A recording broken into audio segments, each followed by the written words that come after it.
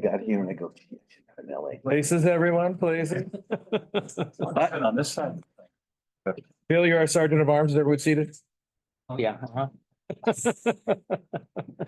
All right, we will call today's super exciting Transportation Committee Subcommittee meeting to order. Time now is 10:30. We're right on time.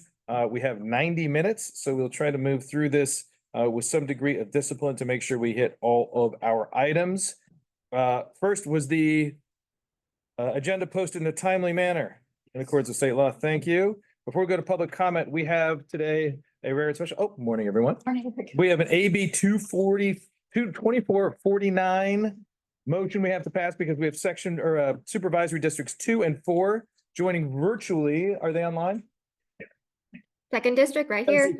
Oh, there we go. Front and center. And we have 4. 4th district right here.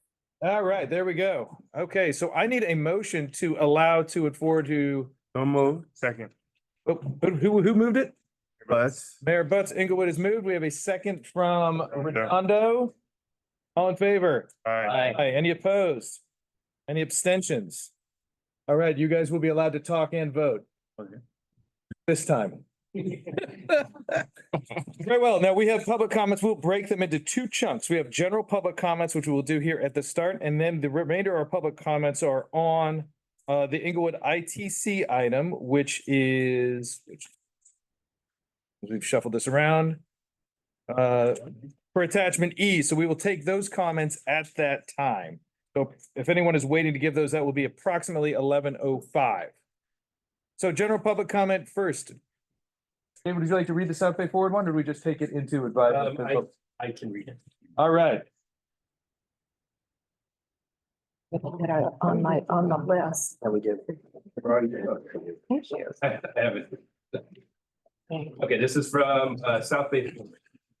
South Bay Forward held our first South Bay Transit Summit at the Torrance Transit Center on Saturday, October 5th, part of Move LA's SoCal Transit Week. We had a successful event bringing together local transit and discussion and a tour of the transit center. We'd like to thank David Moss from Torrance Transit, David Lucier and Ann Sy from the SBCCOG, and Rod Kuhn from the South Bay Bicycle Coalition for participating, as well as Torrance Council Member Assam Sheikh and Hermosa Beach Council Member Justin Masson. We had productive discussions about future plans and mobility priorities for the South Bay.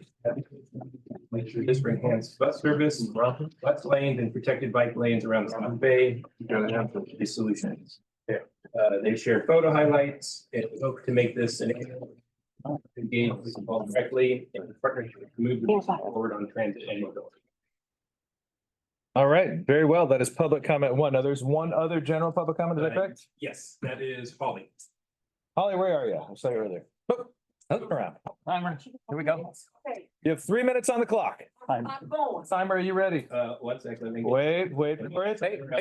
Wait for it. There's charts. Why Kathy? Cruikshank, the Sergeant at Arms in charge of charts. Do you want to hold them up? I'm just kidding. No. Go right ahead. The floor is yours. But anyway, okay.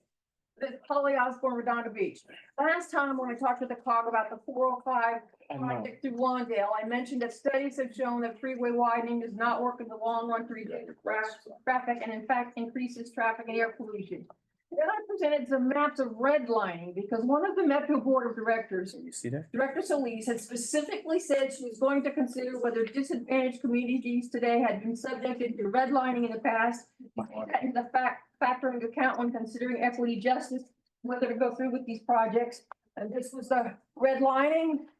And Lawndale was all red, and there was the freeway right through it. So that means the widening or adding lanes or whatever you call it will go through it. So I said on that basis alone, you shouldn't be doing that project.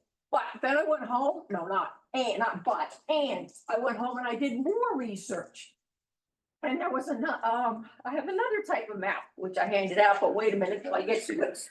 It's a healthy performance index map, and this index combines air quality, demographics, income level, education, etc. And cities that are on the lower side of this HPI should also not be subject to unwanted projects. Before I present the maps, let me tell how I found it. I went through my files, found 2 LA Times articles from 2021 and 2022. The first one was called a push to block freeway projects in poorer neighborhoods, subtitled State Lawmaker Cites Racial and Health Disparities Caused by Highway Construction. This state lawmaker planned to introduce a bill that would prohibit the state from funding or permitting highway projects in areas with high rates of pollution, etc. And introduced the bill AB 1778. It passed the Assembly but not the Senate because the unions objected, because that would take away their jobs. Okay, now, the idea, the maps, you can now look at your page, the map. Per bill, we have computed a healthy performance index to deciding whether the project should be blocked. And so I gave you all a map, it's on the top, and I made up this mnemonic just to be alliterative. Green is good, blue is bad. It's not supposed to be a judgment, it's just to help you remember, okay? And here is Lawndale, light blue, so that's light bad, surrounded by a bunch of wealthy green cities, okay? Now, last time, do I only have 20 seconds? Okay, all right. They said that the South Bay COG is supposed to be a lens through which equity projects are judged. I do not see how a bunch of green people can approve a light blue project if the light blue people in Lawndale do not want. Tell you, for something else, did I make it? Just for clarification, this is regarding the on-ramp extensions on the 405. King? Yes, Auxiliary land. Yep, the auxiliary lanes, yeah, but the. yes. But if you give me another minute, I could explain more. No, understood. And for this, something that we discussed last meeting, for those of you for context, it's a decision point about the safety of those on-ramps versus expansion and pollution. Don't worry, the bike lane people will likely have crushed the expansion of that anyway. On that ramp to get here. All right. That's it. Any further public comments? Very well. On to the consent calendar. Anyone have any pulls from the consent calendar? I would highlight the $800 million for light rail to the East County that's in your consent calendar, which I found an interesting piece from the federal government. But any polls? All right, do we have a movement to, would anyone like to move approval? So moved. Is it movement? Second. All right, all in favor? Aye. Oh, sorry, roll call because we're online. I apologize. Okay, Carson, Yes. El Segundo, Yes. Cardina, Yes. Hawthorne, Yes. Hermosa, Inglewood. Aye. Wando, I think that's a yes. I'm definitely here, but I don't know if the delegate is on Zoom and if that counts, how that works. you're voting. Okay, all right. Voting. There you go. Lamita. I'm in. Yes. I don't know. Ellicott City, not present. Manhattan Beach, not present. TV Estates. Aye. Rancho Palos Verdes. Yes. Redondo Beach. Yes. Rolling Hills, not present. Rolling Hills Estates. Yeah. Lawrence. Present. SD2 Hi, yes. and SD4. Yes. Okay, thank you. Very well, the motion passes. We will now move to our working group updates. Exciting IWG, big week IWG. Where are you? Right here. There we go. Wherever you'd like to be. I'll stand right here. Yes, we had a meeting last week, a couple of topics on our agenda. One was a report from our subgroup looking at Measure M criteria for the next round. And we gave the group a report, and we'll come back one more time to finesse it and revise it. The direction that we're going is that we will be replacing the geographic equity with a local return that goes directly to the cities, 10% of the annual allotment, and that can be used towards a project of their choosing, as long as it meets the criteria for Measure M, or it can be also used as a match. That criteria for the local match would also be based off of the dues apportionment, as well as a formula that includes road miles. in this. That's the way we would treat that allotment. I was just gonna add, this is gonna be the recommendation to the transportation committee. It will come back probably in November. Yes, exactly, in November. And the second item that we talked about was the Inglewood Transit Corridor. We talked about it in depth, a few different and looked at different aspects of it. We had a couple of motions that came up to the group. None of them were had a second, including one that supported it and one that opposed it. The feeling of the group was that we did not have enough information from the proposal or security, enough security knowing what the agreement reimbursement would be in order to make a decision. That's my report. Thank you, Eric. Any questions on that? Very well. Transit operators. Who reported this item? Is Dana here? Not, but thank you. It was a quick meeting. They were all coming back from the Apple conference in Anaheim. We gave them an update on the ITC item was coming here today. That's minor service changes that'll be implemented either by Metro or the transit agency later this year. That's pretty much it. Can we send a delegation to co-motion? Sometimes there's a COG staff or two that'll show up, yeah. That I think, were you going to commotion this time too? Neither one of you, or was Aaron? Yeah, there's overlaps. That's right. There's another micromobility conference, and so it's overlapping with commotion. So So if we do macro, there's a micro, and this is just medium. we're balancing it. all. Got it. Yeah. Metro Service Council, Dawn.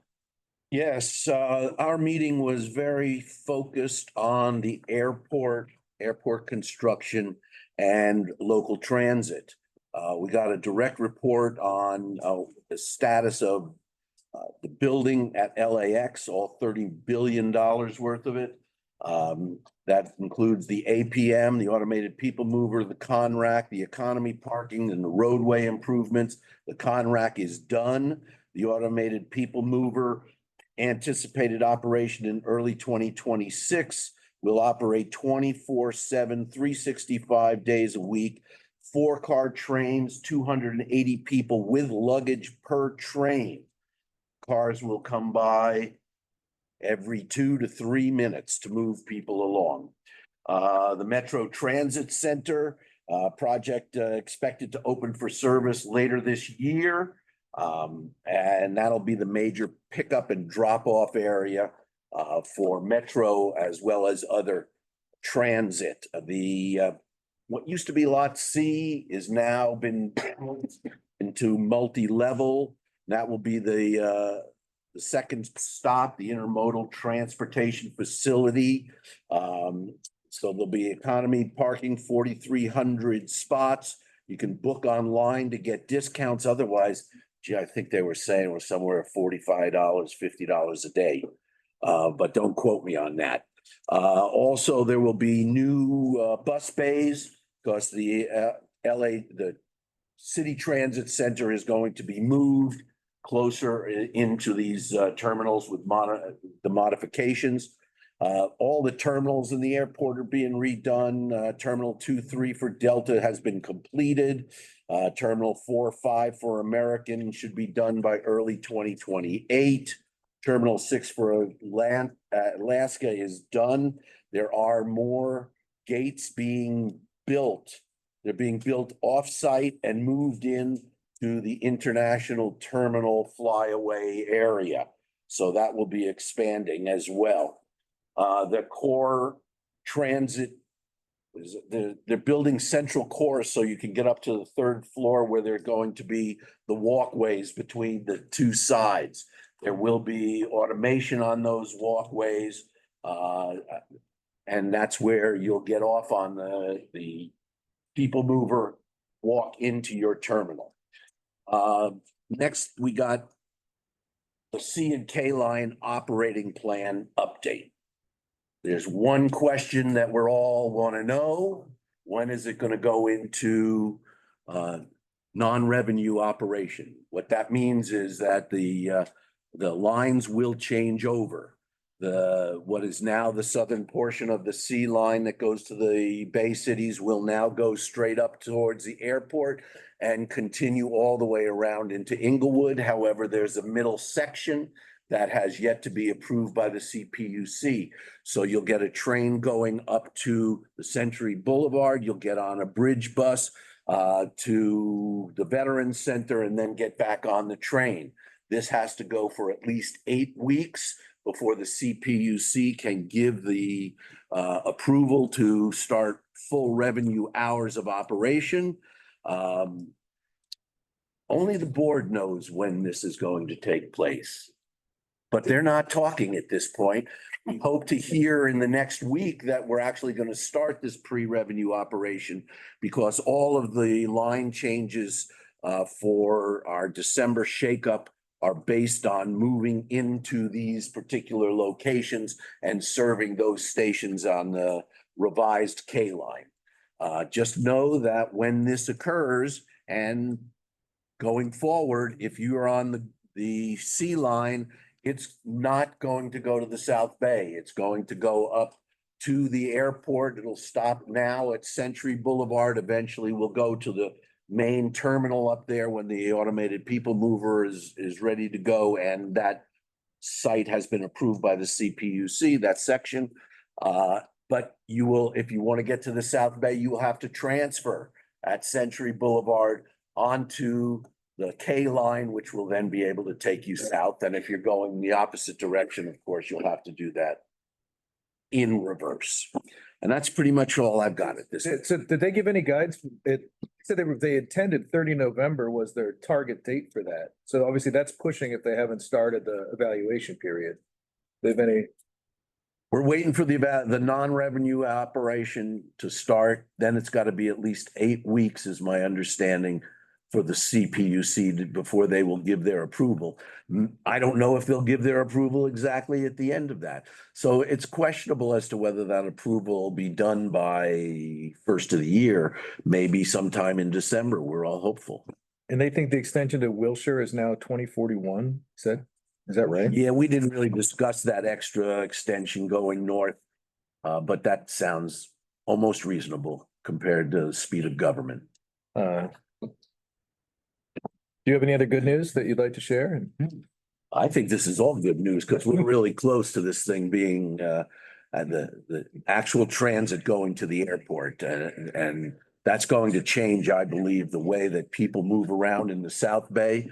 And I'll leave my last forward-thinking way. We know that we're going to get to Torrance on that K line. We need to put on the future the ability for the K line to be extended all the way down to the A line down in Long Beach. Can you imagine how many cars we can get off the freeway if it's $1.75 ride one way from Long Beach and you don't have to pay $50 a day for parking?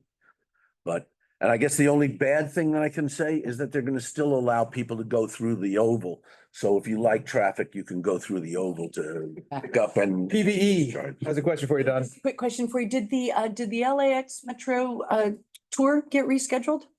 No, it's gonna be rescheduled in hopefully December. Okay, so we're still hoping this year? Yes. Awesome, thank you. I'm glad somebody else answered that because I was not party to that information.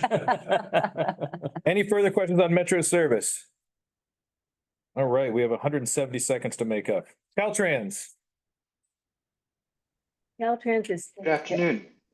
The Good Caltrans, morning. I'm sorry. Can you hear me? There you go. yes, Good, Sir Joe. but the thing that you provided to us assumes that we actually can read it. Well, I was printing it in a rush today. Oh, so it's you? A graphic depiction of yeah. Moore's law of compressed data. It's much more visible online. Okay, good. Yeah. So, and to that point, good morning, everyone. Jackie, I hear you.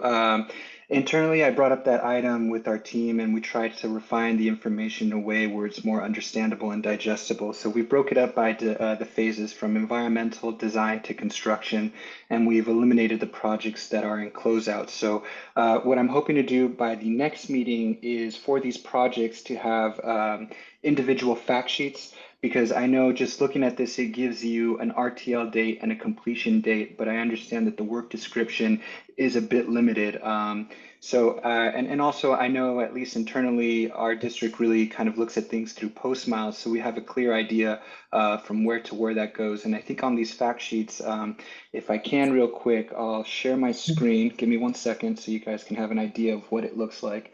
So can you let me know when I'm sharing, by the way?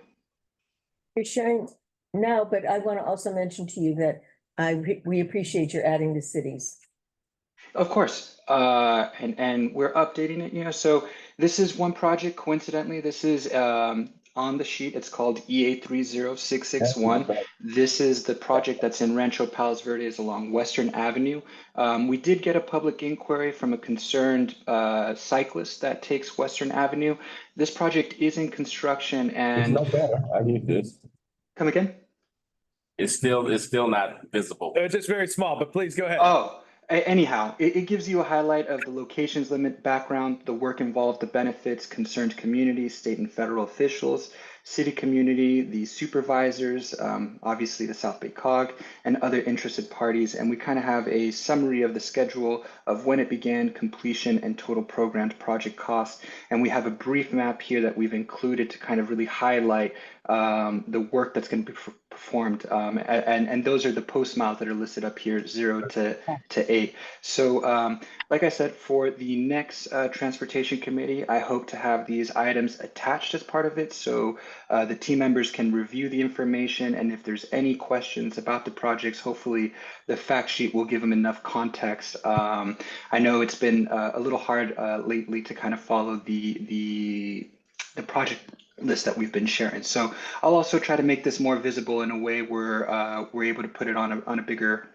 printout so it's legible. So outside of that, that's my quick update. I'm not sure if there's any particular questions the COG members have for Caltrans that I could take back to the district. Any questions? John might have a question about your bikes in Western. Certainly my eyes aren't good enough to see any of this, but did he mention that the bike path project was under construction? Is that what he said? The inquiry was more, I'll give you the summarize. So there's a new striping pattern that's part of the traffic handling plan to accommodate the realignment of the center median. And this work's going to last about 2 to 4 weeks. So once the median work is completed, the final striping along Western will have an included dedicated bike lane. From my understanding from the gentleman's inquiry, it seems that right now it's a shared road with the motorist, and he felt that as he put it, injury and death waiting to happen. So I brought it to the attention of the construction manager and the Complete Streets team here at the district, and anybody else who can take a second look at this to kind of implement some, just to make the roadway more safe for all users. So that was his inquiry, and that's it. The answer is yes. Well, the question wasn't the way the question you asked. The question you asked it wasn't the way he framed it. He was just complaining about how things happen. I'm asking for me. Okay. Is the project under construction was the question. And yes, it's on the construction segment of that spreadsheet 30661. Check with our city manager, and they were not aware of this project even happening yet. So we'll talk offline. Sure, and please let me know. I'll connect you with our construction manager. From the sounds of it, it's underway, and it's going to be completed. It was originally going to be completed in December, but I believe just to meet some plant establishment items, it's being pushed out until February of 2025. Anything else from John? You get it? No, we'll take it offline. John will get his armed protest movement ready for the for the bike lane construction project. All right, we are slightly behind, but I know Andy from Metro, you had one item you wanted to add in as a comment back from item C. Sorry, yeah, just 3 quick things. The Metro, first, by the way, I'm Andy Seawack. I'm the South Bay Area Manager, Local Government Relations for Metro. Just 3 quick things. We extended the comment period for the 405 between Wilmington and Maine in Carson. So there will be a public scoping meeting Wednesday, October 16th at the Carson Event Center from 6 to 7:30. This will be an in-person meeting. The scoping period will end on October 21st. So please feel free to attend and submit any comments by the 21st. Secondly, at the Aviation LEX station, which will be renamed Aviation Imperial when the lines are changed, there will be a first mile, last mile event on Saturday, October 26th from 3 to 5 p.m. And this will be an event to get people to walk and ride their bikes to the station, make that easier. And the third thing, just to say that you brought the K-line Road extension, that scoping time is closed and the board, next actions the board will vote on the LPA. But that's, we're not sure when that will happen. So really quick updates. On that October 26th meeting for Imperial and Aviation, you may solicit someone from El Segundo to talk about the potential for a greenway pathway south on Aviation along the railroad tracks. And Kobe's perfectly willing to opine behind you after the meeting. All right, we are behind schedule, which is common in my family, but bad for this meeting. So 10:50, we are at the update on Measure M programs policies. Who will present on this item, Mr. Legere? Eric kind of gave you a lead into the what we've been doing at IWG. So to save time, I think we can go into the attachment that is included in the agenda packet, the guidance motion. It's on page 13. Are you talking about the one on page 13? We received this motion. I can just while you're looking. Go ahead. We received this motion from Supervisors Mitchell and Hahn and Mayor Butts. And when you look at the motion, it has to do with directions, centennial transfer. Right now, what we're doing is the IWG is evaluating all of these things.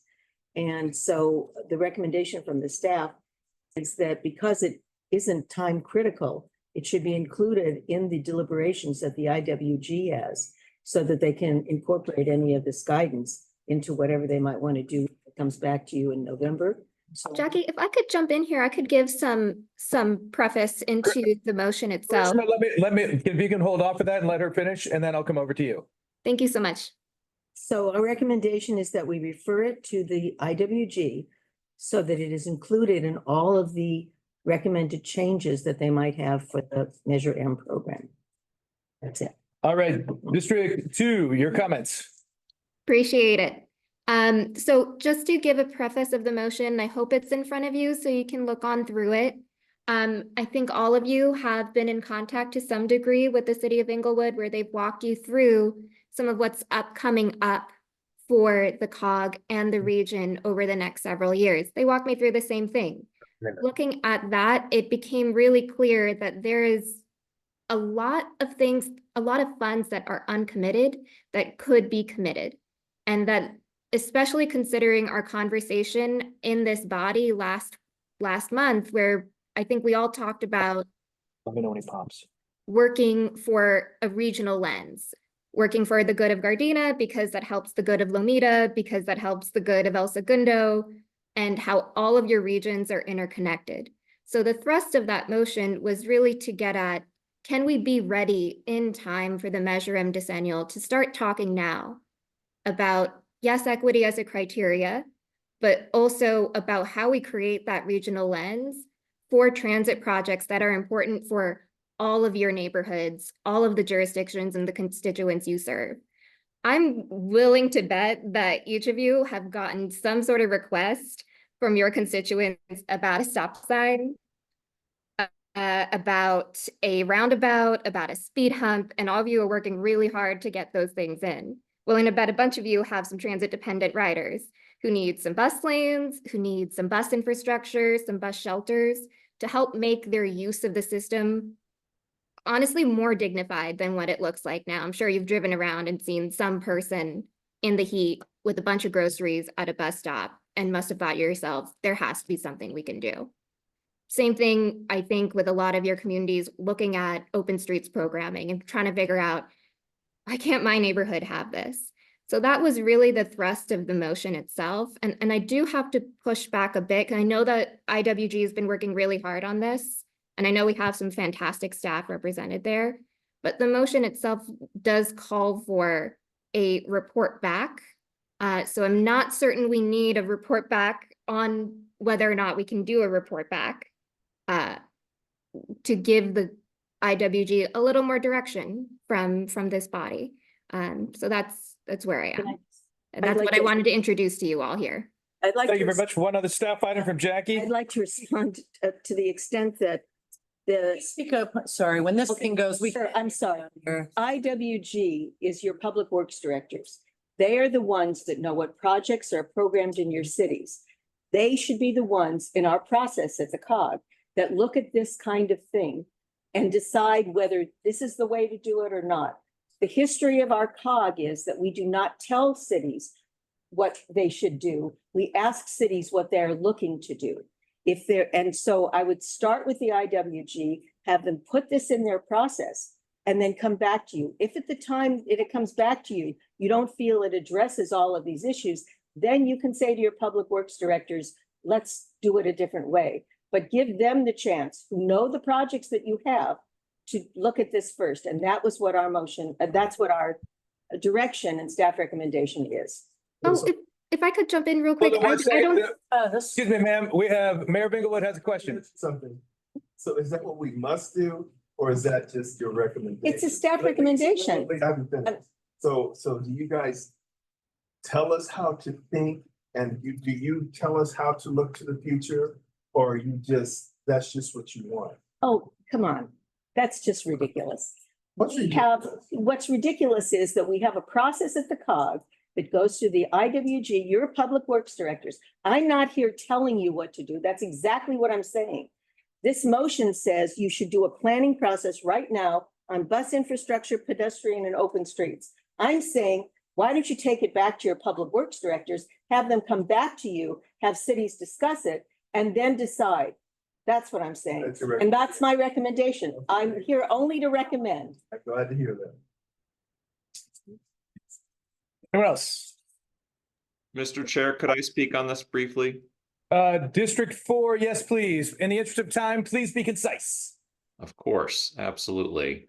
As the representative for the third office on this motion, I think we're getting a little caught up in some of the semantics here, because when I see initiate a planning process, to me, that is at the discretion of the director, if the board approves the motion, to determine how that planning process proceeds. And it sounds like the director would like to have that come out of the infrastructure working group. So in my perspective, we're in alignment here that the idea behind the motion is initiating a planning process, giving that direction to the director, who can then say, great, the great group for this is the infrastructure working group. Please proceed and implement the direction that has been approved. If this body were to send this to the board and the board approve this, the direction provided in this motion. So I just want to put that out there. I think we're kind of getting a little caught up in semantics. My recommendation, my request would be that we just move this forward with approval to the board. Thank you. I'm glad District 4 went last, because that was sort of my question is, haven't we already initiated a planning process? Yeah. I mean, isn't the planning process getting reported on next week or next meeting, next month? Yes, and some of this stuff is already in existence. For example, there's a South Big Bicycle Master Plan that is on the shelf, ready to be implemented via city application. Right. So I think what we need to add to what we're already doing is the other elements that may not be in a regional plan for discussion. I was mindful, and granted, I have my thumb on the scale because I was listening to a debate about Measure G on the county side. One of the supervisors said, there's things in Measure G that we can already do by policy. So is this just the only consecrating things we're already doing? The only thing that we cannot currently do on the motion is transit capital. Pedestrian, everything else is eligible for our Measure M funds, and we fund a series of projects already. Yeah. So it's looking for applicant cities to take advantage of our process to implement this stuff. That is the current process. Does it foreclose us from doing anything that we already can do? No. So is this, are we just talking about how many candles we're putting on the birthday cake? I mean, it seems like we all agree. Yeah, I mean, is there there's no chat powers or things that are changing hands? We're just. Not really. That's why we Same. want the IWG to look at it, just to make sure. I would just want to say that Robert, Lawndale, reporting. Lawndale, that it seems like to me that this should be at the direction of the board. I understand that, traditions or what have you, staff's recommendation, what have you, but it seems like this should be driven by the board.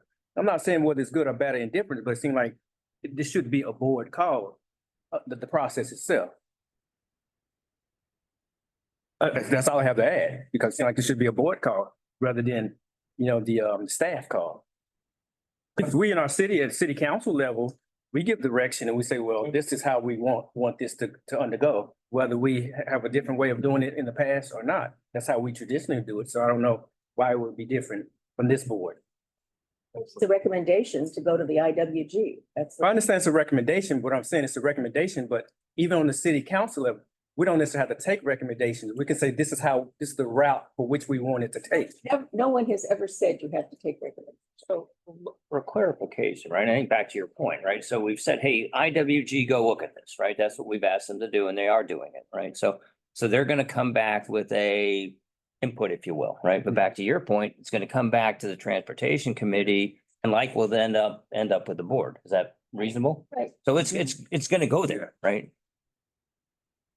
I don't know, it just seemed like an unnecessary step. If the board gives the direction and then you carry out the direction, and then it's come back to the board and then we adopt it or reject it or what have you.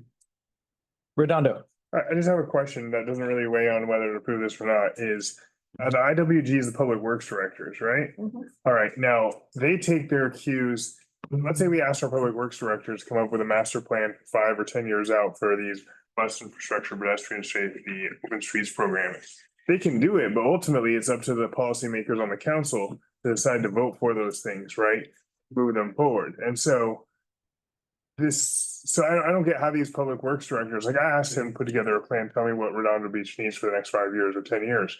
He hasn't got anything to me. And I imagine it's because it needs to get council approval, right? Any sort of master plan for the use of these funds. Capital improvement project. Master plan. Maybe the reason he hasn't gotten anything to you is that he also needs to look at the needs of the city and where he might want to do improvements and other things. It's hard for us to know. All we're saying is this particular motion is pretty much unnecessary. We can look at all of this. The IWG, they're actually doing a rating of projects. They'll put this kind of thought into the rating of the projects. They're doing it already. And so, I mean, if you want to approve this motion, you're going to send, we don't have a planning process that we can do that I would call planning. We would probably have to get a consultant and look at it to help them, or we'd have to get the transit working group to get engaged. This is a whole process that we would have to figure out, that the IWG would come back and say, this is what we think you need to do. And I'd like to let that process move forward. It's just, I mean, you'd like that to move forward. Okay, all right. this is disgusting.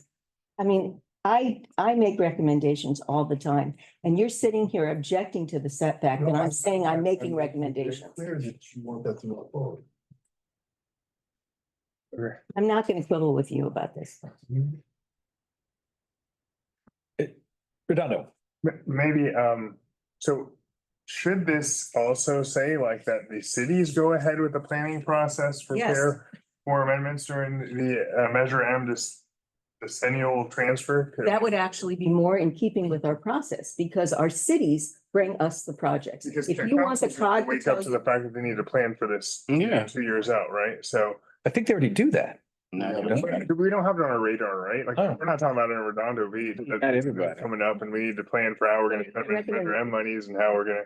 I'm not gonna recommend the cities do it. That's more for us. If I may offer. Well. You guys should do it. You guys should do it. We're gonna. And I don't know that the transportation committee here can tell our cities, but if that's a friendly amendment we could make to say that, not just the IWG, but the cities also are directed to undertake this analysis of planning for the distance. I've got Hawthorne. All right. Actually, the process for the public works, for example, when we received the document from Jackie, my public works already gave me his opinion, right? With the city manager together. So what I'm going to do with his opinion, I'm going to present this case to the city council on the 22nd. of my city council meeting. And then from there, we're going to make a decision to go ahead with Inglewood or not to go ahead with the project, right? So, but the thing is, the Public Works already have given me his opinion on this proposal. So I think things is moving too fast. And that's what I'm just trying to decide, okay, what the Public Works, because Hawthorne is one of the cities that have a lot of projects already. So we're going to decide, the entire 5 members of the body is going to decide what the response to be on the 24th board meeting right here or at the council. We have the IWG's coming back to us next month with effectively item 2, reporting back on programming recommendations already. Is it worthwhile for us to just, when they do that, I'll be honest, I don't know what the county, metro, and federal tools are that are incorporated in the first thing.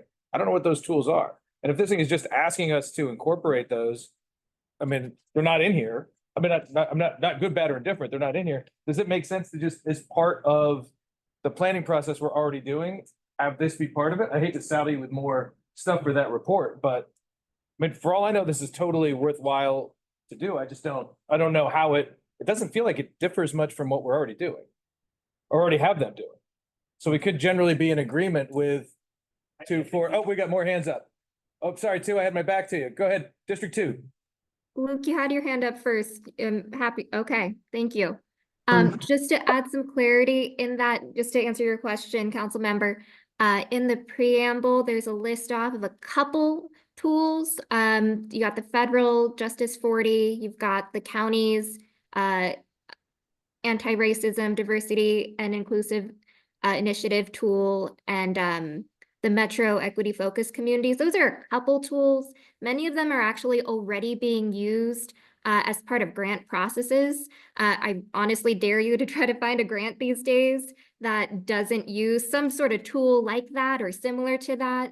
But also, I really appreciate what you're raising, because I really don't think there's anything in these directives that's counterintuitive to anything already happening at the COG. If anything, it just creates a little more clarity, a little more strong direction for some of our, great implementers at our cities, so they can go forward with a little more confidence, with a little more assuredness of what their board is going to want to see. I'm hoping that this represents, many of the things you and your city's been thinking about. Councilmember Obaji, I think your friendly amendment sounds great. Would happily add that in there, pending the co-authors giving their thumbs up too, but really don't think we're too far away from what's already happening at the COG.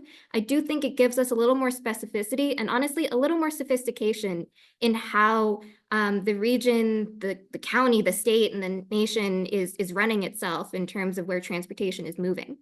District 4. Sorry? Oh, I was going to go to District 4, just because we're running short on time here.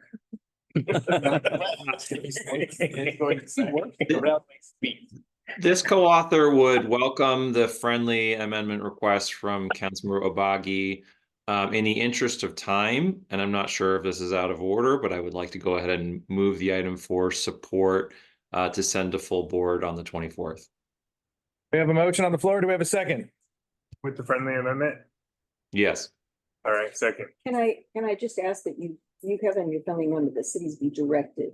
You might want to say that you're encouraged, because we don't really direct cities to do things. I think that's a fine recommendation. The cities be encouraged. Yes. Second that. All right, we have a motion as it stands on the floor. I guess we'll go to a roll call vote. Over to you, David. Martin? Yes. Elzbieta? No. Gardena? Yes. Hawthorne? Yes. Muscle Beach? Inglewood? Order, what's the motion? Read the motion, please. Well, this motion plus the addendum With that, yes. okay, with an addendum from Redondo about advising city councils of their Yes. ability to go for the money that El Segundo usually takes. Mondale? Yes. Mita? Yes. City President? President, TV Estates? PVE. Oh, sorry. Thinking. No whammies. We've fallen like behind schedule, no thinking allowed. No. So the motion is just to move this to the board for discussion and decision, correct? Right. With the friendly amendment. Okay, aye. Branch Belfries, Yes. John Beach, Yes. Rolling Hills, not present, Rolling Hill Estates, Yes. Yes. SD2 Yes. and SD4. Yes. Thank you. Any abstentions? All right, yeses have it. Democracy in action. So we're about to do what we're doing. All right.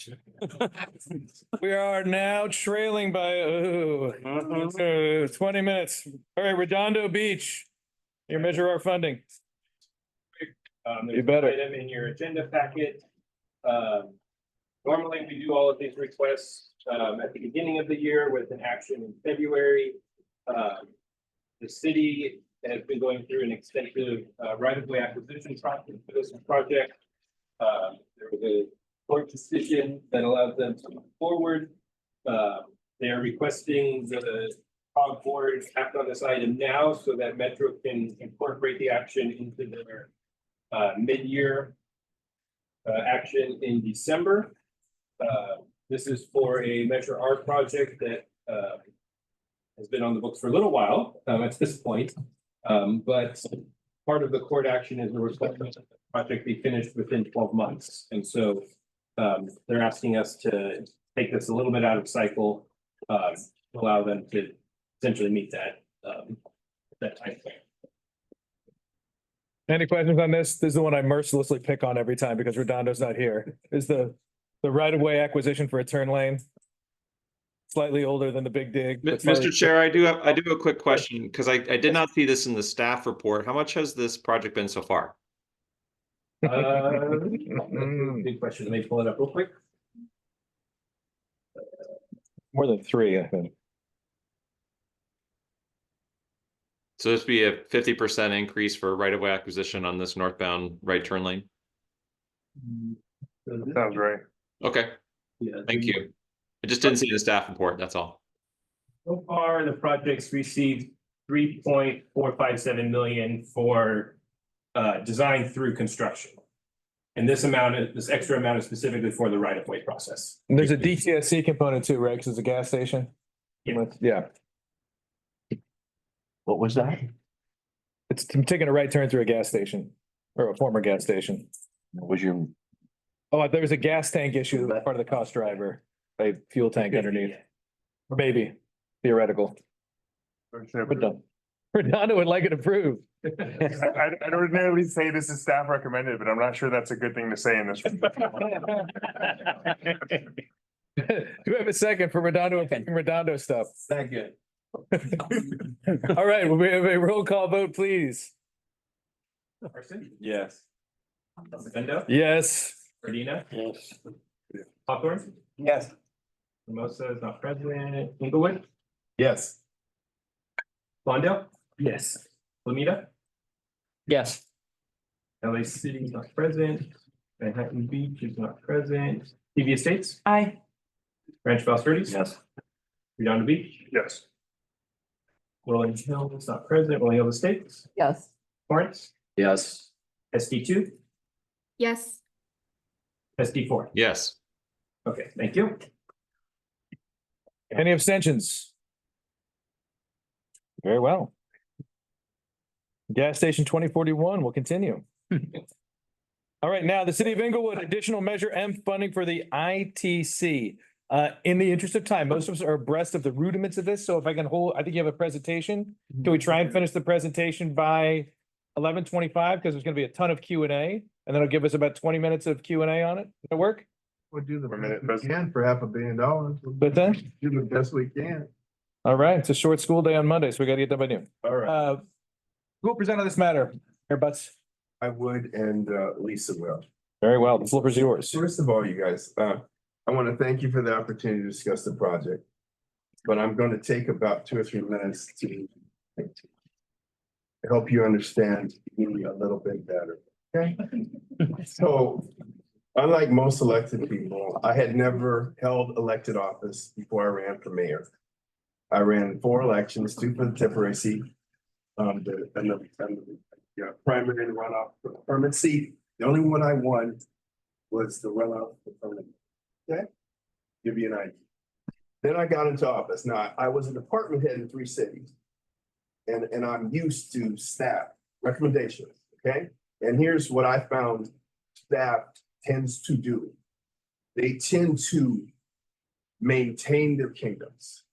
They tend to ask for money that establishes their importance. They tend to think elected people are stupid and they want to guide you so you don't hurt yourselves. I'm being very sincere with you because I was a department head and I was the worst type. I was a police chief. And so the worst, because we just say, hey, so what part of public safety don't you want? Fund it all. And so I know that. And so when I became the mayor, Inglewood was 4 months from not making payroll. And I said, you know, we need to try and get into an agreement with a billboard company and build full motion billboards. And the staff told me it couldn't happen. The environmental people wouldn't let us do it. There wouldn't be any value to it.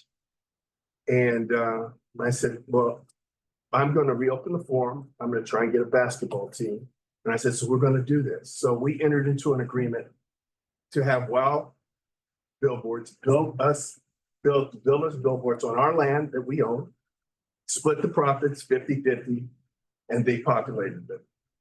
It was worth $200,000 a year for a while. Now it's worth $9 million a year. If I listened to staff, I would have never pursued it.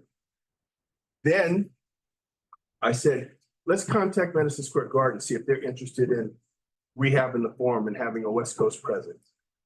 Staff told me it's crazy.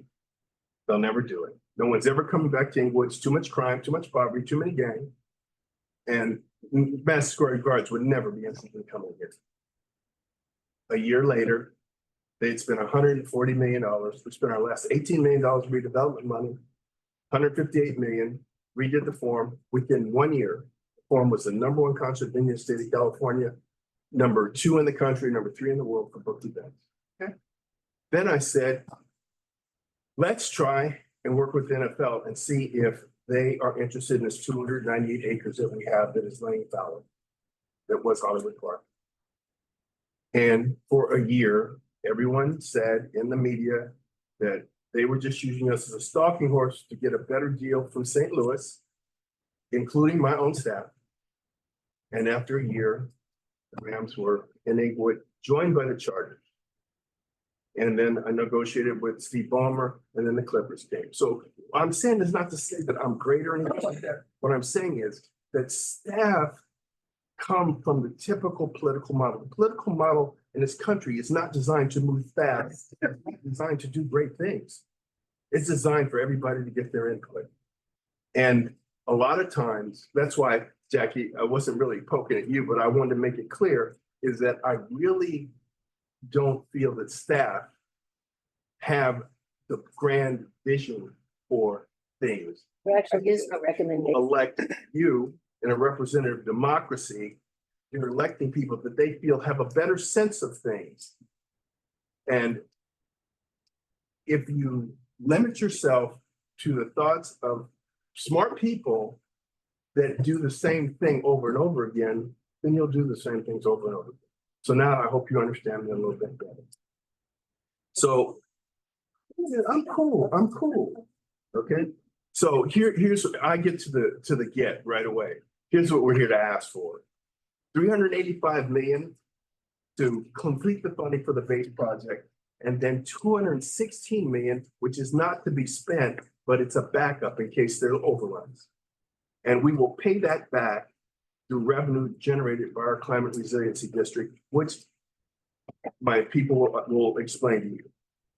Now, we're proud that the development Inglewood has catalyzed economic growth in the South Bay and in Los Angeles County. And we know that the Inglewood Transit Connector, which we desperately need to address congestion, will improve the environment and make our regional transit systems more effective. It'll spur additional investment and growth in the area. We had 12 days where there were 9 concerts, 6 by Taylor Swift, 3 by Beyonce. And ridership on the K line went up 35% during that time. That's a fact. Let's talk about the economic benefits. Everybody tends to think that because these things are in Inglewood, they're an economic benefit only to Inglewood. That's not the case. The Kia Forum renovation was $100 million. It was over $100 million. 1,100 jobs. SoFi Stadium, a $5 billion project, 56,000 jobs. The Intuit Dome, $2 billion project, 23,000 jobs.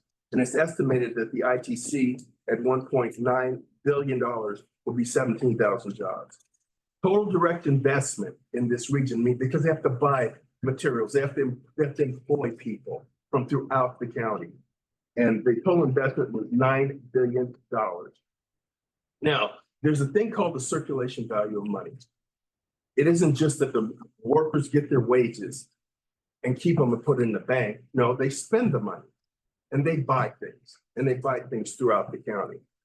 So with this project, about 98,000 workers, $7.1 billion in wages, and a total output of $15.6 billion for the county. And I just don't want that to be lost on anybody, because what we're trained to look at in as far as our cities, we look at the county as a bunch of squiggly lines that divide Lawndale and Inglewood, Hawthorne and Redondo and whatnot. But that's just not the case. The people that spend money, they spend money on the things that they want, and they go to the places that they want to buy them. So if all of this activity is here in this county, that means the workers have the money in this county to spend in this county. And that's what I really wanted to get across. And so the people mover at LAX, everybody poo-pooed that. It's almost done now. When they built the first cars, people said, why would people drive those things? I have a horse. And so I want to preface this talk with that. This isn't, if we don't get this, this doesn't happen. And you know what? And I will feel good that I've done the best that I could, because we've assembled about $1.9 billion. And I'll feel good about that. I'll feel better if we're successful for all of us. And that's what I really want to make clear. This is not about James Butts. It's not about Inglewood. It's about all of us. And with that, I'm going to turn it over to Lisa. Okay. Oh, and you know what? I really wanted Holly to do the presentation because I love the way you present, Holly. But you got more than 3 minutes. Short window, and I just clicked through as the mayor was talking, because you guys all have all seen the benefits. I think the point is that we're at a make or break moment. Today is it. And we're very lucky today that we have partners in the room. And we have our Elevate Inglewood partners here, our bidder, with that includes Plenary, Tudor Premium, Woogins, and Parsons. And we have worked our butts off all summer to try to get to a place where we actually have a negotiated bid. And so besides, there's 2 points. That's not losing the federal money. And we're on the cusp of just getting to the final point with FTA. And $1 billion requires a vote of a local map. That's one. And number two, we have to capture the validity of our bid in doing so now.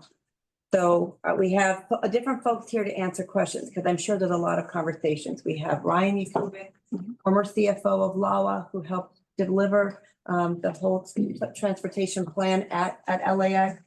Been our advisor from day one, former EY, now on his own. We have folks from LA Metro, knowing that there were questions about the Metro dollars available to this region. Again, looking at $3.4 billion between now and 2057 in Measure M funding. We also have on the line folks from Cosmont who helped us, and I know many cities have worked with Cosmont advisory groups. They helping us put together our climate resilience district. And again, we're looking for the final dollars in. And we can talk about, what the motion, you all have the motion. I think we have some modifications to the motion, but it's helping us fund the base project and the backstop. And you have our commitment, you have mayor's commitment, working on our commitment to continue to pursue other sources of funds, like the CMAQ funds. That process hasn't started, but it's about to start. And any dollars that we secure from other sources of funds, including CMAQ, we would reduce our Measure M contribution. Just to give a status, y'all heard about this climate resilience district. We have our county partners on the line. Not only do they co-sponsor our motion, they're there with us every step of the way to lock in funds so that we have a repayment tool. Should we ever have to dip into the backstop, we have a tool. And I raised a slide about downtown revitalization, because the city is working across multiple perspectives, trying to ensure that the economic development is not just at Hollywood Park and at the venues, but in the surround, and that helps bolster the confidence in the climate resilience district funding. We have, again, the county doing a dollar for dollar match. Carly could talk more. I think your other committee have asked questions about it. We could talk about how the CRD, where it is at the process. We're moving forward with the county, should be fully established by January. So we're in short order, and we can set it up so that it's the first dollars are to pay back the COG, to be part of the financial plan, almost as part of the charter of the CRD. I think this chart is probably the most explanatory. I'm going to turn it over to Carly to explain what the exact ask is. I mean, I think we're obviously incredibly grateful for the support that this has given to the project over the years. The first section of this chart just memorializes the funding that is still available for programming now and through the future. There's 15 million in Measure R funds that was the 2008 ballot measure. That 15 million has been put aside to support projects that are currently invested by the COG for any additional cost overruns. And then there is over 3.394 billion of anticipated Measure M sub-regional program funds that are available for the COG to program on an annual basis through 2057. In 2019, the COG allocated the first tranche of Measure R funds, 233 billion, that was augmented earlier this year to the count of 250 billion in Measure R. And then in April of 2023, the COG committed all of the Measure M sub-regional equity programs to have a net present value of 108 billion at that time towards the backstop of the ITC project. At that time, we had no source of repayment for that 108 million that had been approved by the COG. So what we are now asking for is an increase to the base project budget of 385 million. And we are asking that the full backstop of 216 million be funded. But we do have the opportunity now with the establishment of the CRD to repay any funds that are drawn upon from the backstop to be able to repay the COG in full. And so this slide gives you a sense of the annual allocation of Measure M dollars that are anticipated through 2057. That's the column in orange, and the column in green shows the repayment that we anticipate the CRD to be able to generate for the COG in the event that a backstop needs to be drawn upon. So again, Nalini, the CFO for Metro, is on the line, as is Joe from Cosmon, if there's questions about these two categories. But what we've appreciated is that Metro has been willing to work with the COG to come up with a repayment plan so that all of the COG's other priorities can advance parallel. And we want to make sure that I don't think that we would have brought a proposal if that couldn't be the case. We want to make sure we understand that there has been underspending of Measure M historically by the COG, and that there's an opportunity to come up with a payment plan that allows those other projects that are priorities to move forward. And I think the point about long range planning is one that we would all want to participate in so that we can help create a repayment plan in a way that advances other projects in the South Bay, and the flexibility exists, and Metro itself is here to tell you that. So that's it. I mean, I think we understand that these are the steps ahead of us. Right. But again, let me re-emphasize that there are people throughout the South Bay that have worked because of all these projects that we've done. There'll be other people throughout the South Bay that will have worked this project. And I don't want anyone to think that I think that all staff are limited in vision. Mayor Chen is Kim Turner here? Yeah. See, now she's the Director of Transportation in Florence. She is a visionary staff person. If I was dependent on a room full of people like her to be making decisions, I would never come to these meetings. I could be doing something else. But I would tell you that right now, that's what you need. You have visionary people that are department heads that are not just here making their way to retirement. I want to help be a catalyst, as we have been, for economic development throughout the South. And with that, Chris, ready for questions. Mr. Mayor, we have two items of public comment. We'll give them 2 minutes each, please, in the interest of time. Denny Schneider is calling in. Denny, are you on the line? Right. We're here. Oh, there we go. Right here. Very well. I know many of you folks from over the 30 years that I've been working for all of these different kinds of projects with no pay. I'm chair of the LAX Roundtable, president of RSAC. I've had a 25-year sentence on the neighborhood council. And I grew up in Palo Verde.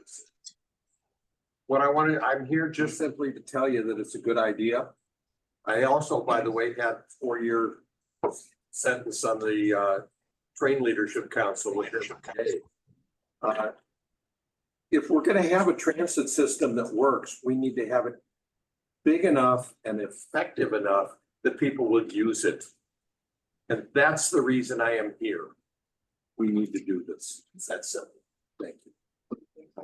Thank you, Denny. As a note, I came to the Sound Roundtable with 3 children once. Thank you for being there for that circus. And they were the least angry people there. Anne Marie, there you are. Good morning, everybody. I'm Anne Marie Odie. I'm here representing the Los Angeles Orange County's Building and Construction Trades Council.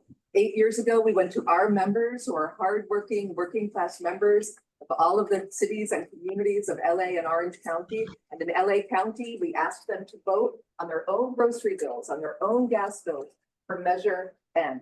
When we go back to our people to say, this is what you're seeing, these are the results that you're seeing, they see the jobs. Working with Mayor Butts in Inglewood, we now have the lowest unemployment of any majority minority city in the country. And I can tell you again personally, 1,700 of those workers are people who came through our apprenticeship readiness programs, which take people from challenged and disadvantaged backgrounds from all of the local communities and bring them into lifelong building trades careers. It is not make work, it is real work. We're bringing people into these programs every day. So in terms of the workforce, I see all the intellectual and planning firepower here, but I'm sure you also want to know who's the smart person on the job site who's actually making sure that this work gets done. We have a pipeline of folks coming into our trades, again, hardworking, local residents, and then they take that paycheck and they spend it locally. So let's turn that into a complete cycle. The money that, again, our members and all of you are putting into Measure M, we want to see it go into green projects that serve the local residents. So we are firmly in support of this motion. Thank you very much. Building and Trades is in favor of a train. All right, Joe, you have public comment. Thank you very much. Joe Liu, President and CEO of Coalition for Clean Air. I'm here also to support this project. And if you know me, you know it's always good when I can support what the building trades are supporting. This is a very important project. While I was a California Transportation Commission commissioner, I voted in support of this project. I've been supporting it ever since I learned about it. It's not just a project, it's a vision we have for the South Bay. I live in the South Bay. The region's going to benefit from this project, and all of us in the South Bay are going to benefit from a more functional, faster, safer way of public transit getting to the sports and entertainment facilities that are now in the city of Inglewood. So I just would encourage you to support this. We need this. This is the last bit that makes this happen. Thank you. Very well. And do we have, are these other public comments on there? Yes. All right, Hillary Norton, the floor is yours. Hello, good morning. My name is Hillary Norton and I'm the Executive Director of FastLink DTLA. And I'm also a former California Transportation Commissioner and colleague of Joe Liu. I am very proud to support the Inglewood Transit Connector because of the vision and also because of the amount of economic development that it is going to spur. and the way that it's going to raise even more money for the other projects that the people in the SBCCOG envision that you've talked about today. What we want to do is we want to show the state and the federal government that the region backs its projects. And so nothing else can happen. That backstop money is there to complete the project, but also when the projects are done, that there's going to be space next to these areas that's going to be for new economic development, more jobs, and all of the people that are going to be on the ITC are not going to be in their cars clogging up streets in your cities. They're not going to be clogging up streets in the Inglewood neighborhood. Instead, they're going to allow for people to travel and spend money and do the things that they intended to do rather than sitting in their cars and spending time stuck in traffic. I urge you to support this because this is about growth and what our region is going to show on an international stage year after year after year in our decade of sports and entertainment opportunities. We can do so much better when the ITC is in place, and we're going to show the world that LA has turned away from its love of cars and is focused again on its love of transit, like the streetcar and the buses that were part of enhancing this region when it first began. Thank you for your opportunity today and for supporting a way to bring the region together and to bring all of us together and not have to be stuck on your roads, but instead spending money in this county. Thank you very much, Hillary. Edward Febez, over to you. Absolutely. Thank you very much for having me. I apologize if my audio is a little bit rough. I am on the road. My name is Edward. I'm from Senator Ben Allen's office. I know that there's a motion on the floor already, but I wanted to express that our office is in support of the ITC project, not only to address the incredibly important transportation needs for the community, but really also the knock-on benefits for the surrounding communities. And to reiterate some of the points of the other speakers, it is an incredible benefit to get people out of their cars and onto the ITC. So we're happy. Thank you, Edward. Dennis Zane, over to you. Denny hired me in Santa Monica. Ben Allen, not abstaining. He's muted. Be quiet. You should be good. Dennis, you have There I am. There we go.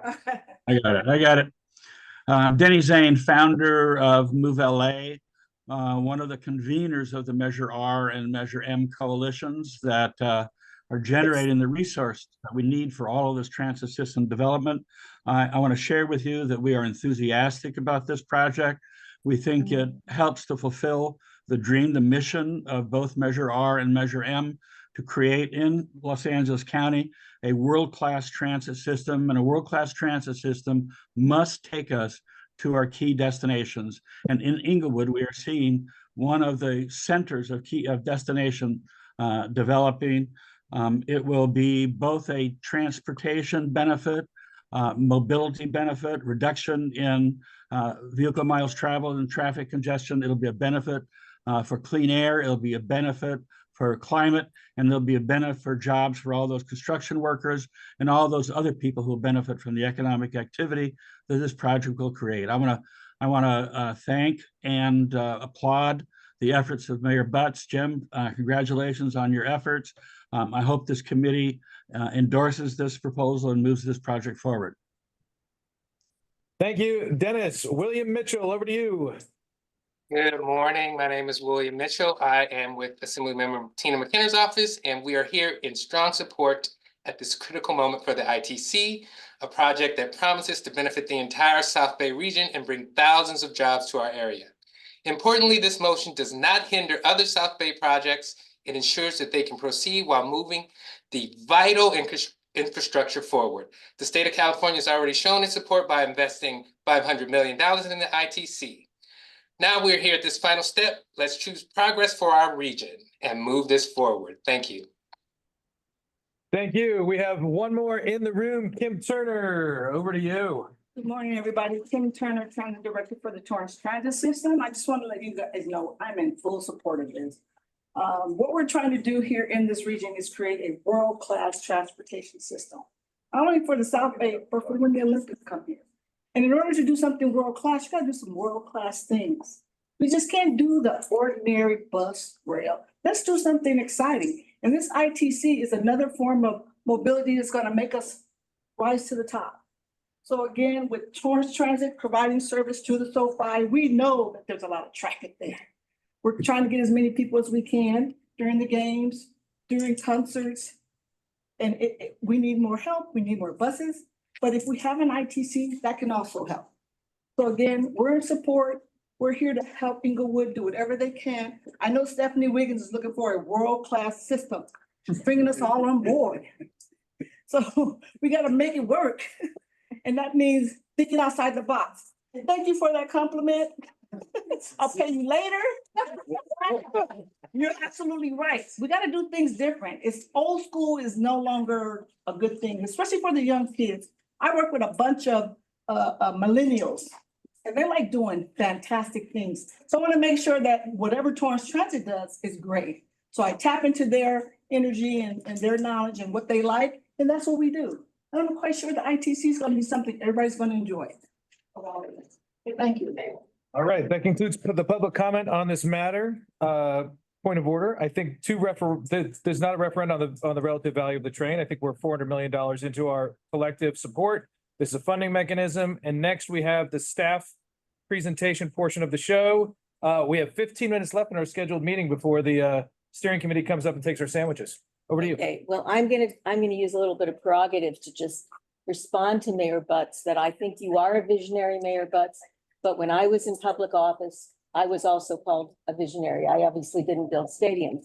But what I'm doing here as your executive director is I am using my background as a council member to provide the information that I would want as a council member. And so I don't think that, I mean, obviously, it's what I would say would be a recommendation, but I am trying to act as a council member. I have done that for the entire time I've worked with you to make sure that I give you the information you need. In keeping that, in saying that, David's going to run through the staff report, but I do want to say that Chris is right. No one's talking about whether you love the people mover or you don't love the people mover. What everyone is not acknowledging is this is your money. It's what you want to do with it in the South Bay. And so it's the state put in 500 million. We're being asked to put in about 600 million.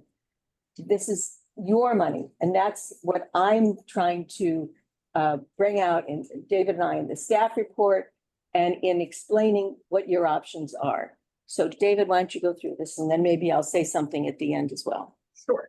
I'm going to try and keep it brief so we can hopefully get it steering committee started on time. On page 19 of your agenda packet is the staff report. As you can see on the first page, a little chart is a breakdown of all the funding sources so far. As mentioned earlier, 385.1 million is being requested today for the base project budget, and 108 million is being requested today for the back. Total of 493.1. Moving on to page 20. One thing that is different this time versus when we did the Measure R transfer is the board is being asked to do this consideration ahead of the trigger point for the Measure M transfer. Measure M transfer is eligible to begin in fiscal year 27.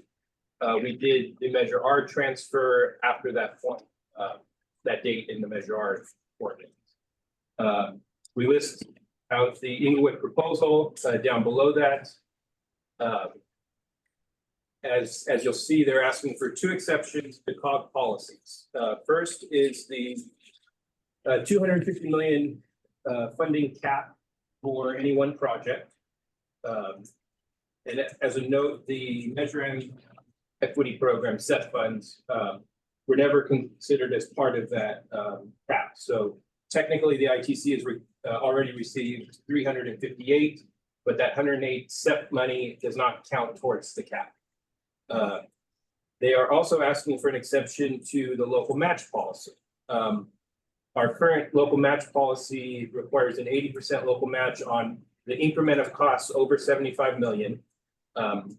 Without going too far into it, our our local match policy is essentially like income tax, where each bracket gets a certain match requirement. What they are asking for is an exception to the overall match policy because based on the total project cost, the Measure M or R programs will be limited to a $532.9 million contribution. They are requesting the COG board consider the transfer request to Metro with the terms below. I'm going to move into kind of gone over the Measure R transit for the two policies. I think I'm going to jump to page 22, the other projects and funding needs. As has been mentioned, there's about $3.4 billion available to the South Bay through 2057. One issue that COG staff has been made aware of in previous conversations is that all of those Measure M funds are not technically Measure M sales tax revenues. Per the ordinance and funding plan, about 500 or 600 million is considered local, state, federal, other funding. In conversations that we've had with Metro staff previously, it's been mentioned that that's most likely going to be grants that are applied for or earmarks. How that factors into this process is a little unknown, I think, at this point, because we can't necessarily, if they're not sales tax revenues, I don't know that we can rely on those funds as a guarantee of any kind. Being that they'd have to be applied for through a competitive process. I think one issue that we have also identified is that most cities don't have a project list that goes out to 2057. Our Measure M program has had a 5 or 6 year rolling window. We began it in 2018 or 19. Some of the things that have come up in conversation over the last 6 or 8 months include the auxiliary lanes that have been discussed previously, improvements along the 110. The city of LA has mentioned a very large project along the Carson City of LA border. There's also the Sea Line extension funding shortfall that could be a potential request to the South Bay. And then there's also the 3% local contribution for the Sea Line extension. So those are just some other big things that may be on the horizon that we don't have any sort of certainty around today to really give hard numbers.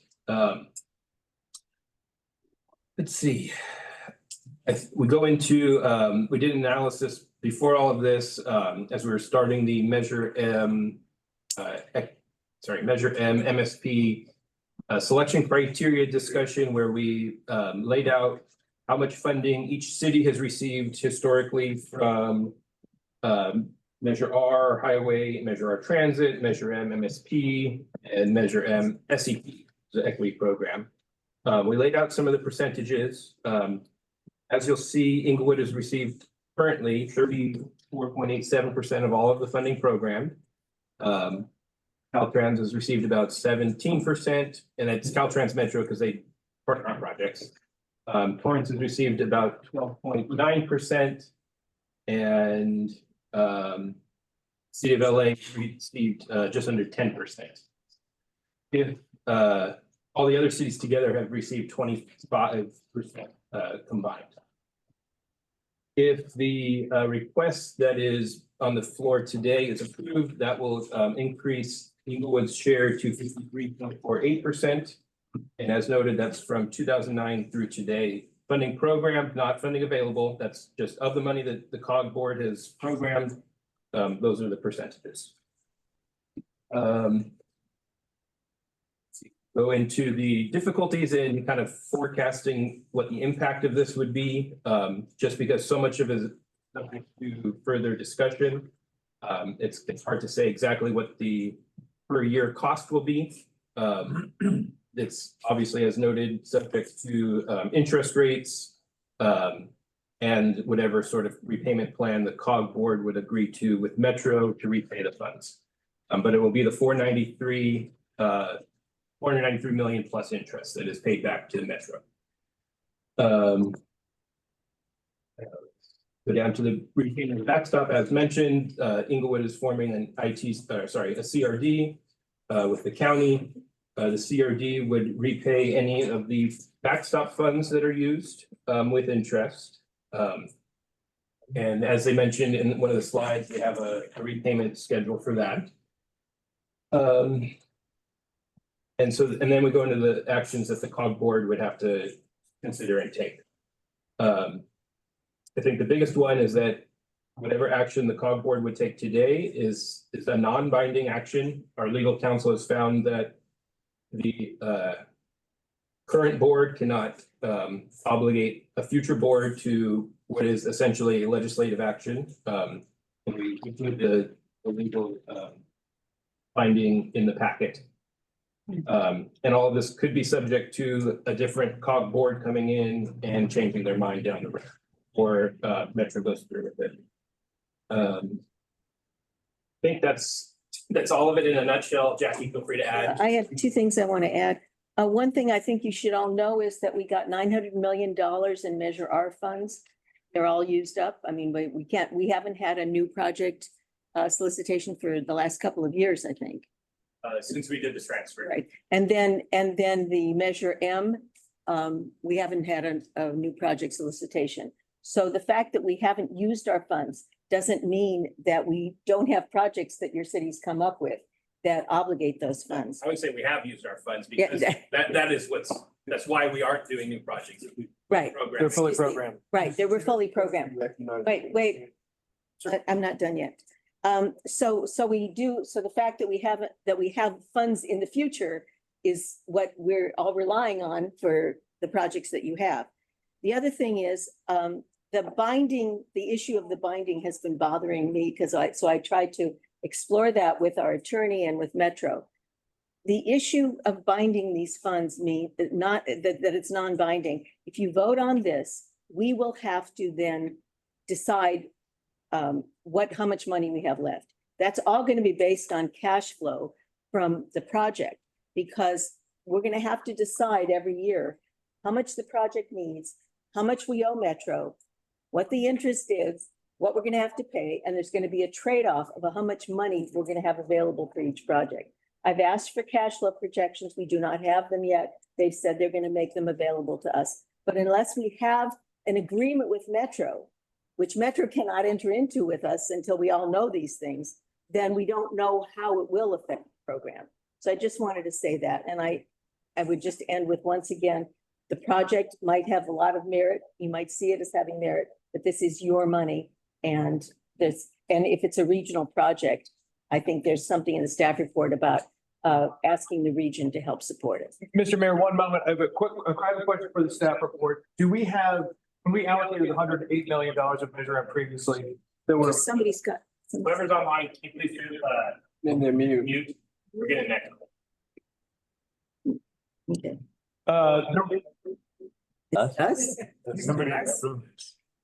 Mike, there you go. There are decision points in that $108 million on the funding cycle. Have we hit any of those decision points? There were, Inglewood would have X amount of money raised by X point, and that otherwise that $108 million would be re-released for programming.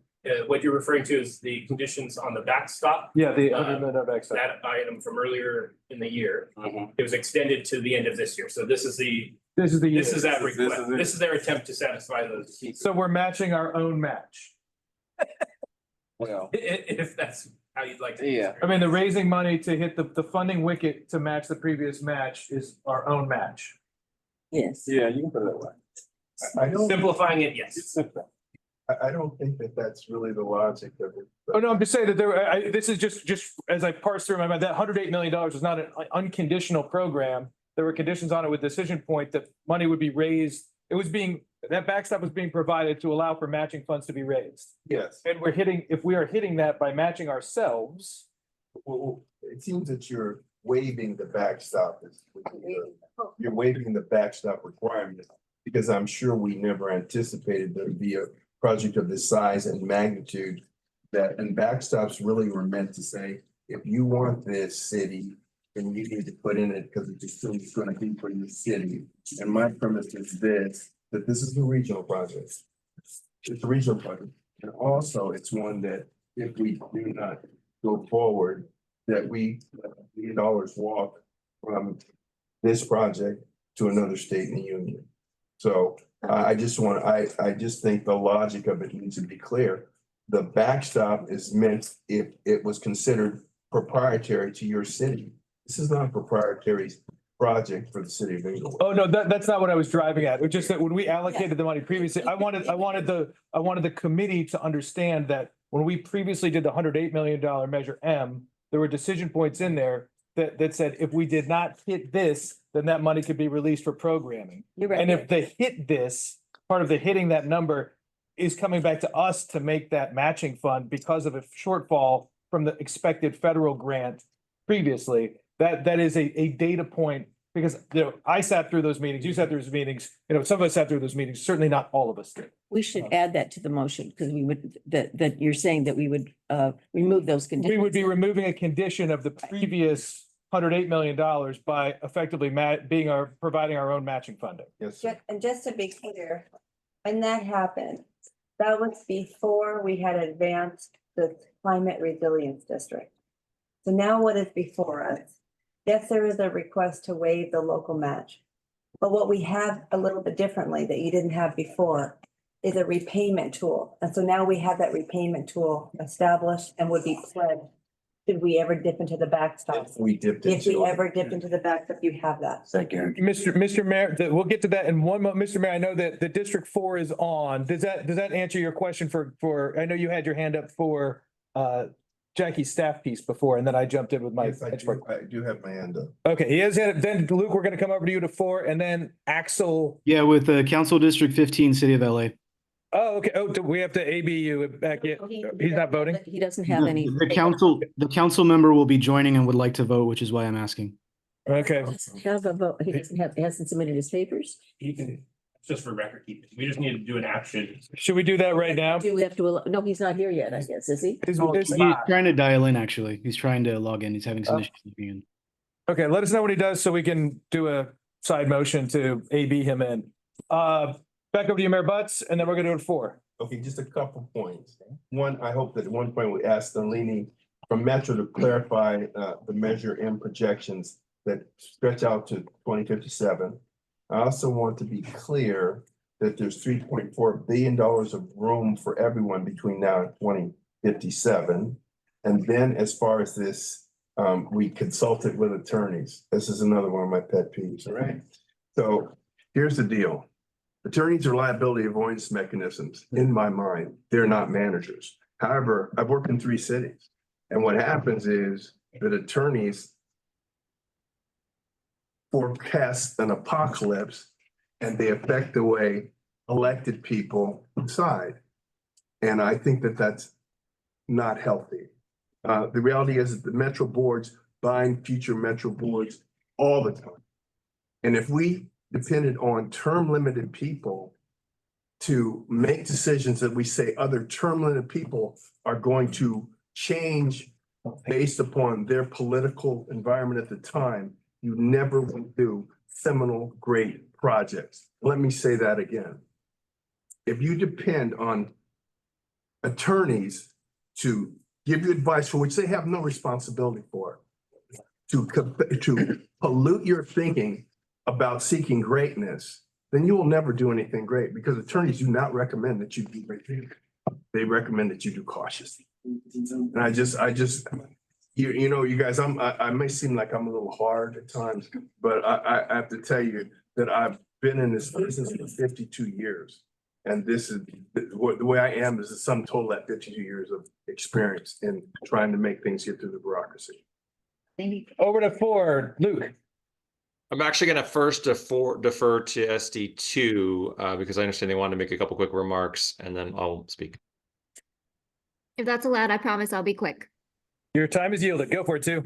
Oh, right. So I just want to say I've just been continuously impressed by this team that's been working on the ITC and how creative and forward thinking they have been, both in compiling this funding plan, but also in the diverse coalition that I think you heard from earlier. This proposal prioritizes transit, and that will be the future of the South Bay and just LA broadly.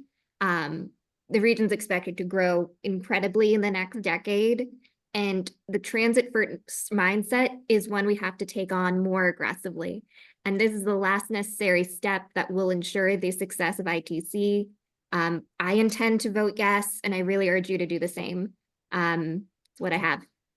Okay, over to you, Ford. Do you have anything further? Yeah, I want to second the remarks from SD2 in particular as it relates to the team here. I just want to note that in terms of process, the evaluation of local dollars here, we're talking about a ballot measure that was designed 9 years ago, right? When we talk about Measure M.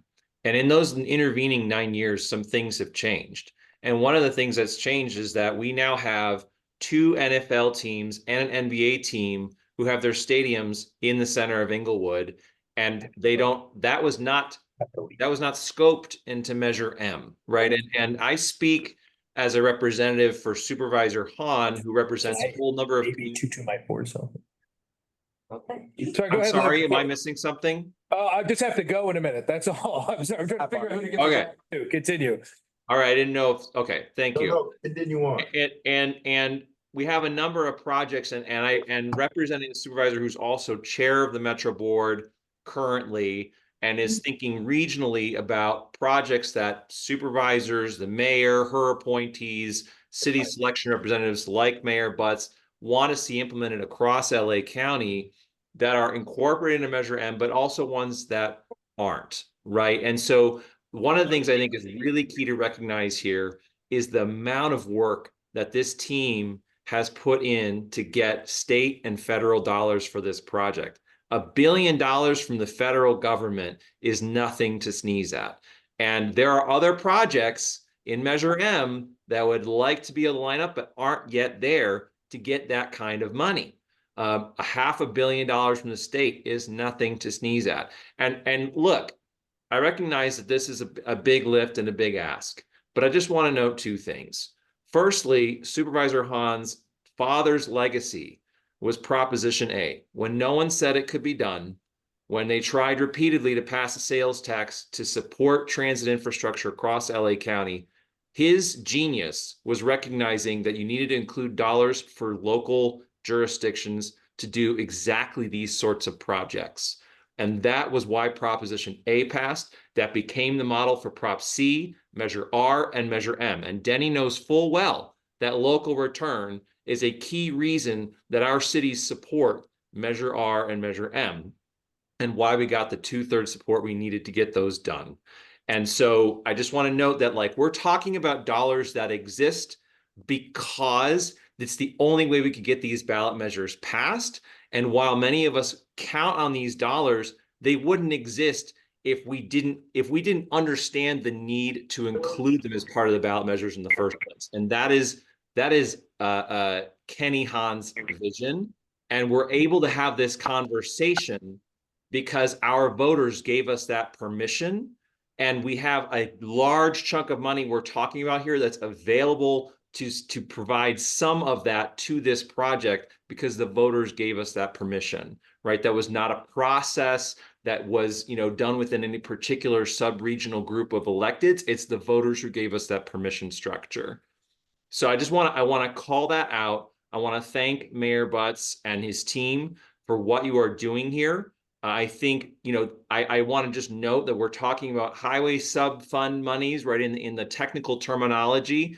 But to Hillary's point, this is a highway project. It is a transit project, but it is a highway project because you're talking about removing thousands of cars from roads that people would be traveling to get to these stadiums for these events that happen that are not just the teams, but are all the other events that are happening there as well.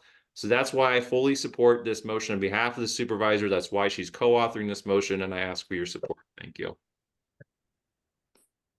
All right, thank you. We have to do a quick sidebar for AB 2449 for LA, City of LA, Councilmember McCosker and me, because I gotta leave. Move. Do we have a second? Second? Two different meetings, 2 different boards. I mean, Okay, sorry. Let me get my You're gonna roll call us? person. Yes. Also Gunningdo? Yes. No, I can't vote for myself. Gardina? Yes. Hawthorne? Yes. Most, President Inglewood? I proclaim you. Yes. Wandell? Yes. Rita? Yes. House Verde Estates? Yes. House Verde? Yes. Redondo Beach? Yes. Rolling Hills Estates? Yes. Lawrence? Yes. SB2? This is gonna be final action or just? SB2. We're doing a motion for 2449 participation for LA City. Was that for SD2? Yes. Yes. SD4. Yes. Okay. Okay. Now, Councilmember McCosker can vote and our chair, Chris Pimentel, can vote virtually. Okay. So, okay, so back to. Where am I at? We're just. Okay. So we're going. Question now? Waiting for motion or any other What discussion? about didn't McCosker want to speak? I think McCott. No, he wanted to. Oscar wanted. He wanted to vote. He said he wanted Just want to speak. He just wanted to vote. Okay, that's fine. Yeah, I just want to, I'm off mute. I'm at a city event. I just want to vote at the right time. So. Okay. I made a motion. I motion to move back into the board. That's the problem, right? Just to move it to the no action. Correct, yeah. Yes, Yeah. no action. We can vote, can we vote now? No action. But I have to go, it has to go. to the- It has to go to the- it has to go. Time out. There's a motion on the floor. Second. But I want to know if his motion is to vote on it now. You need clarity. Oh, that's what he said. Let's clarify it, Jackie, please. Because I don't understand. He asked the motion was to move it to the board with Right. no recommendation. No action. No action. Yeah, that's. Well, it depends. If you want to amend the motion, I'll be glad to do it, to move it to the board with the recommendation or without the recommendation. So I just want to move it. Thank you. Okay, so there's a motion on the floor. Do I have a second? Second. Okay. No, actually, I would like to make a friendly amendment. Okay. And that's to take the vote now. There's a motion on the. Recommendation. With the recommendation to pass it, yes. I'll accept that friendly motion. Amendment. Motion? I'll pull my motion. Okay, so who's making the motion? Okay, I'll make, Montero is making a motion to. right, so then it was a friendly amendment by Mayor Buck. Okay, so. So your new motion, what's your new motion? New motion. Okay, so I'll make a motion to move the item to the board with the recommendation from this transportation committee. Because then it has to go to the study committee also, right? Recommendation for what? Acceptance or non-acceptance? To accept it. Oh, thank you. You gotta say all that. Yeah, you gotta put that in there. that's part of the motion. Got a little fired. Okay, so I've got a motion to recommend support to the board. Is there a second? Second. Who is it? Any discussion? Yes, discussion. So what happens once this motion is adopted? What's the steps of the route? Goes to the board. Goes to what board? Cog board. The COG board. Oh, not the steering committee, the whole. Everybody. Okay, that's what I just want to clear. Yeah, going to the board on 24. Next step. Okay. Can I just get a point of clarification? Go ahead. There seem to be two sets of funds that we're talking about. Some in the $300 million range and then a backup funds in the $200 million range, but that those funds can be repaid, but not the original funds. Correct. If the backstop funding is needed, the Climate Resilience District will repay the COG any and all funds that are used for the backstop. In what time frame? It'd be subject to this, an agreement, but on their projection up there, it was a 30-year repayment. So we have to lay it out day one, but they get 30 years to pay it back. Can I just make? Actually, That was- sir, Metro fronts the money. Metro, Metro would be. Right, but as funds that would have come to us for spending, but Metro is now out reallocating them. Measure M funds, correct? Yes, they the only one that. So just to be clear, the FT requires us that we have 10% of our project budget live in a backstop for unforeseen conditions that exceed the contingency within our base project. Our objective is not to dip into the backstop. We don't use that funds for the backstop. Those funds become available for the O&M. So it's really going to depend on how much, if any, of the backstop. Some or all are used. We have worked with Metro to develop a plan where they would advance the funds to meet our cash flow needs. And then Metro would work with the COG on a repayment plan based on the amount and the time and the priorities that the COG has to identify how long it would take to repay it back. And then the CRD funding, which will increase annually, will all go to pay back the COG based on the amount that actually is. Thank you. Go ahead, Jackie. I do have a point of clarification. The motion that you made, I think, is to approve. However, in our staff report on page 23, if you're going to take this action, staff is recommending that you put in these 8 conditions that I don't think it's a problem, but I would hope that the motion would include the staff recommendation if you're going to approve it. I know he didn't say that. I know it's not in the motion, but in the recommendation to the board, it says if you approve it, you have to remove the cap. You have to do the exception to the match. We're asking for the executive director to develop a drawdown schedule. We're asking for you to memorialize all this in detailed agreement. We're asking that the funds not be with the CRD because it doesn't exist, but it be with the city of Inglewood until the CRD exists, and then we can possibly transfer it. There's 8 different items here that we have put in here that I think are prudent for the COG if you are planning to vote on this motion. And I would ask that you consider making not just the motion that Inglewood has, but the motion that the staff is recommending. And I don't think you actually have a problem with that, Mayor Butts. No, I don't. Thank you. Okay, good. So, I'd offer that as a friendly amendment to incorporate those 8 conditions or 8 actions that are listed on page 23.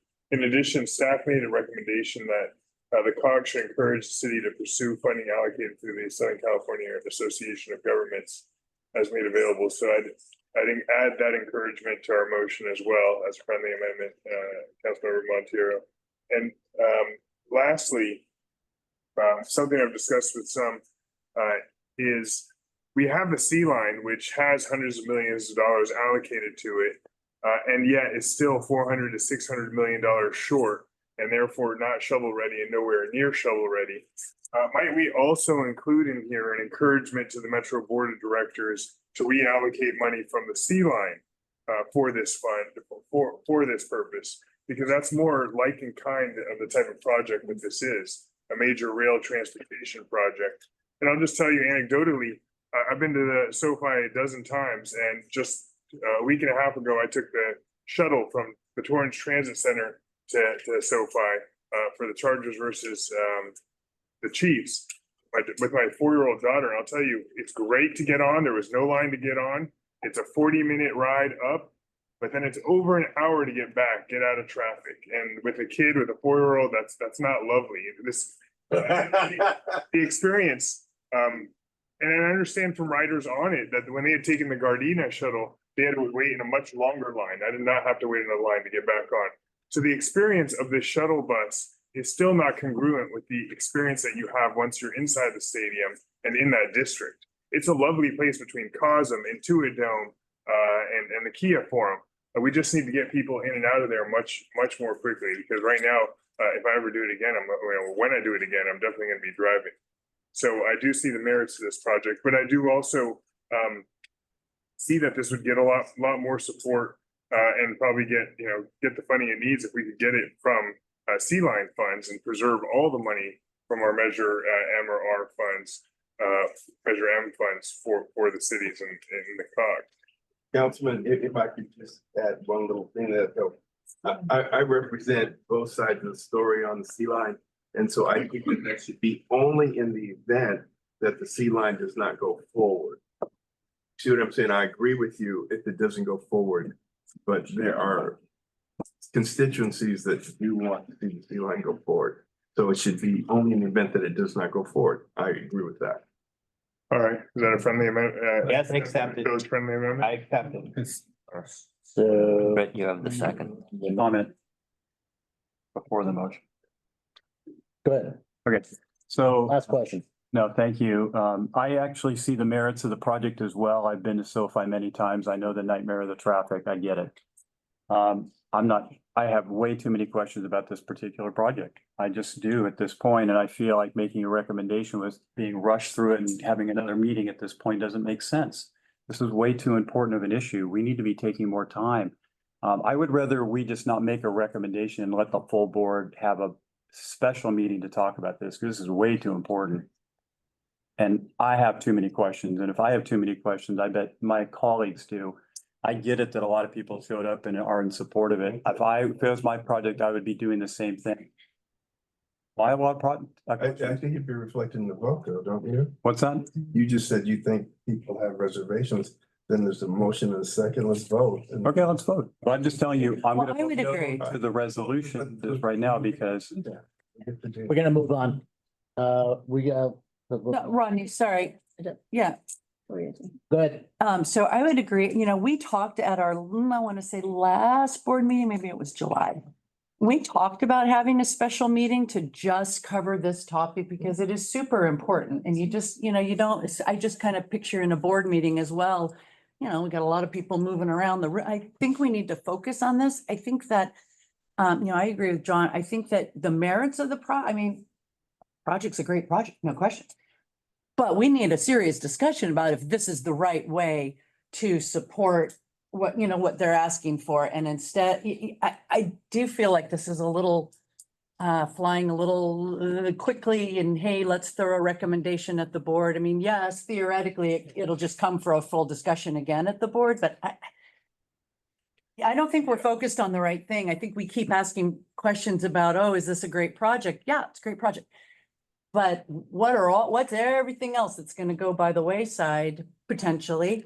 And I would say too, that I feel like I appreciate your comment.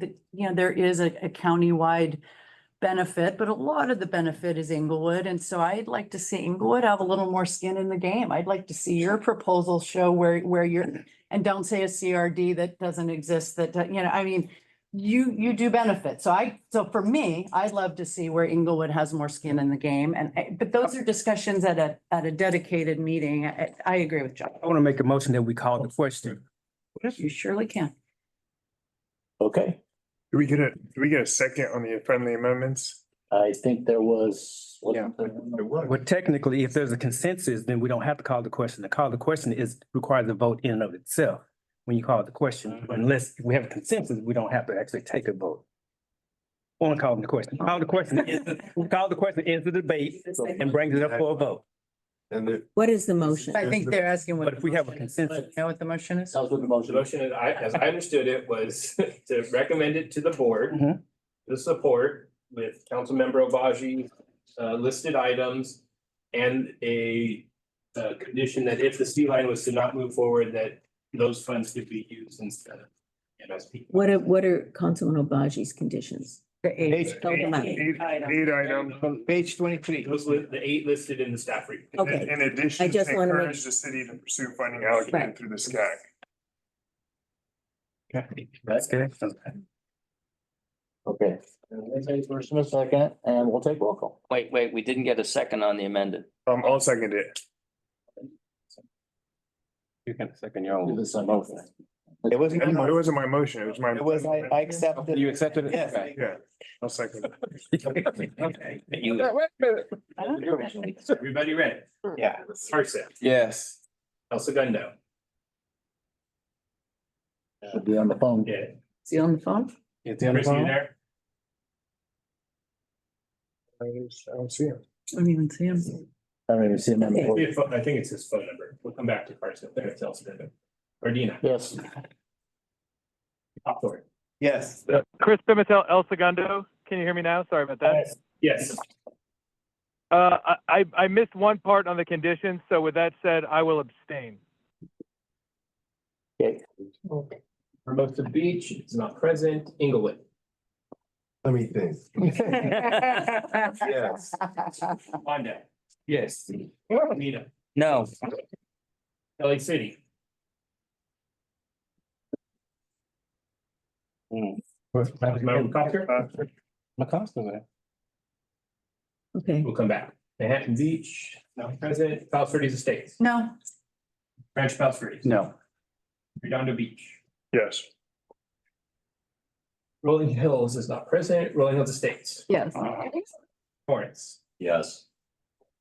SD2. Yes. SD4. Yes. And back to LA City. Were you there?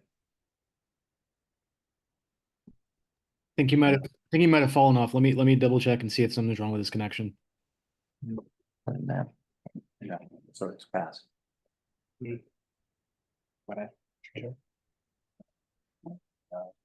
Gardena is changing.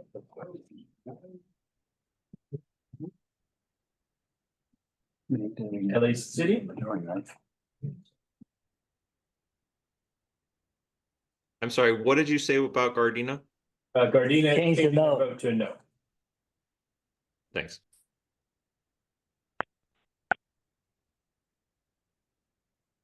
And if it weren't the path, would it just go to the full board without a recommendation? Or would it not go anywhere? That's why I was asking what was the next step. Go to the board regardless.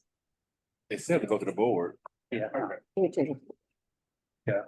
I guess the next motion could be go to the board with no recommendation. Mhm. Be the next motion. You're better at this. I think. Go to the board. Well, not necessarily, we'll go to the board, but just a report. Mr. Chair, I believe that Councilmember McCosker is back on. Last chance. I can see him. Right up there. Yeah. Oh, you missed a vote. With the recommendation. I think you should close the vote. Oh. You're in. It's close. Sorry, one. I love it. It's 9 to 2. That's not good.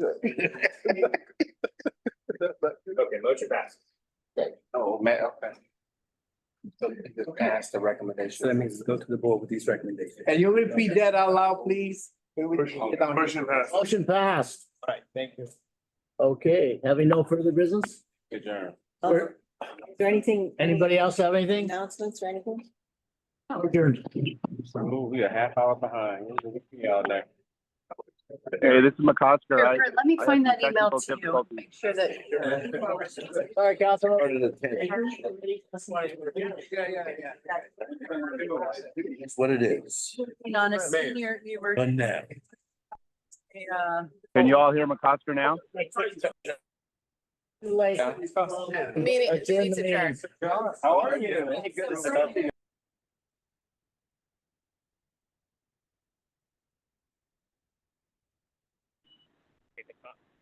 Okay.